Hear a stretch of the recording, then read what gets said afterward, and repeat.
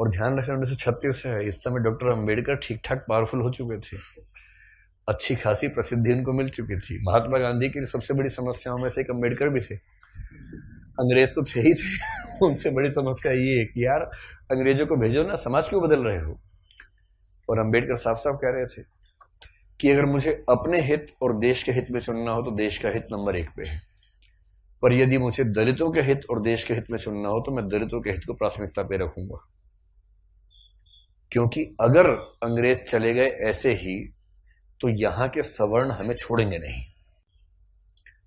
और दलितों की पराधीनता अंग्रेजों के आने से पहले ज्यादा थी, अंग्रेजों की उपस्थिति के समय कम पराधीनता थी।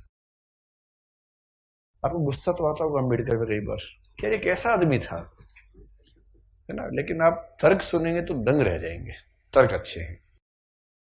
और मजे की बात है कि भारत की संविधान सभा में अंबेडकर जितनी पढ़ाई पूरी संविधान सभा में एक भी मेंबर ने नहीं कर रखी थी। केवल एक BN राव थे जो एडवाइजर थे, उनके पास ठीक ठाक पढ़ाई थी, उन्हें छोड़ दें, बाकी सब मिट्टी के मतलब पेंदे टाइप के थे, प्यादे थे उनके सामने। पढ़ाई लिखाई का जो लेवल अम्बेडकर साहब का है वो किसी का नहीं।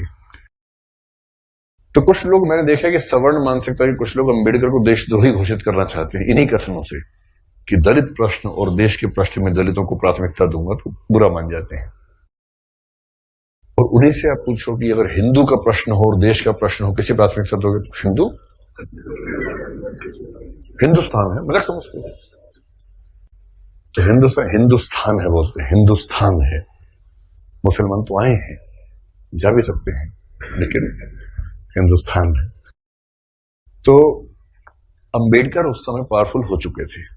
और अंबेडकर को मैं तो बड़ा सलाम करता हूं इस सेंस में, आमतौर पर वंचित वर्ग में जब कोई पढ़ लिख लेता है ना, अपने वर्ग से कन्नी काट लेता है। रिजर्वेशन का सबसे बड़ा दुख ये है, रिजर्वेशन का सुख ये है कि वंचित वर्गों के लोग आने लगे हैं सत्ता में, और जैसे ही एक गांव से एक बच्चा, दलित बच्चा IAS बनता है ना, पूरा गांव IAS बन जाता है। आरक्षण के वित्तीय लाभ केवल उस व्यक्ति को मिलते हैं जिसको आरक्षण मिला है, पर सामाजिक राजनीतिक लाभ पूरे गांव, पूरे कुनबे, पूरे कस्बे, पूरे शहर को मिलते हैं। कि हमारे गांव का चंदू IAS बना है, और चंदू वर्ग में मान लीजिए SC ST में आता है, उस दलित जाति के उस गांव के और आसपास के 100 गांव के सब व्यक्तियों के पास कॉन्फिडेंस आ जाता है। कुछ बिगड़ा, चंदू को फोन लगा दिया, चंदू बिटवा देखिए जरा।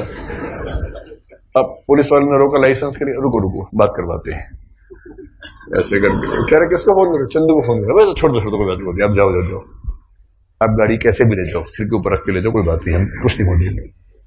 कॉन्फिडेंस लेवल बढ़ जाता है। एक रिजर्वेशन का फायदा ये होता है, आर्थिक फायदा नहीं होता, रिजर्वेशन आर्थिक मामला नहीं है, वो सामाजिक राजनीतिक समतलीकरण का मामला है, उसमें उसको देखना है। और अंबेडकर ने, आजकल क्या होता है कि जो बच्चा IAS बनता है सबसे पहले कोशिश करता है कि उसकी जाति किसी को पता ना लगे कि वो रिजर्वेशन में है।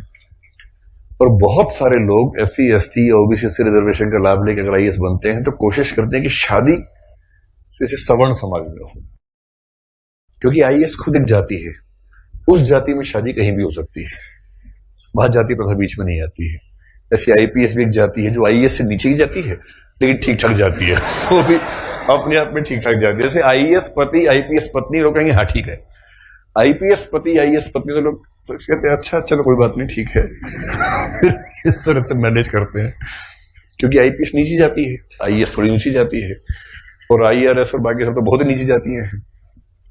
और उसमें जो ग्रुप भी हैं वो तो शूद्र टाइप के माने जाएंगे कि ये तो बहुत ही नीचे के लोग हैं। बेशक UPSC ने सफलता दी हो, पर ये तो ये नहीं चलेंगे, इनके 10 नंबर कमाए थे, इनको बाहर करो यहाँ से एक प्रकार की जाति व्यवस्था वहां भी है।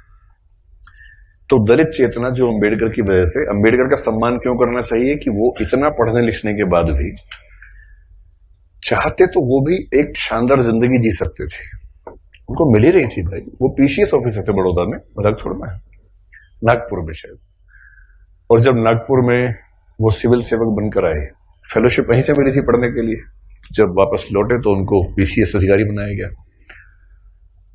तो उनको कहा कि आप यहां रहना शुरू कीजिए और काम संभाल लीजिए।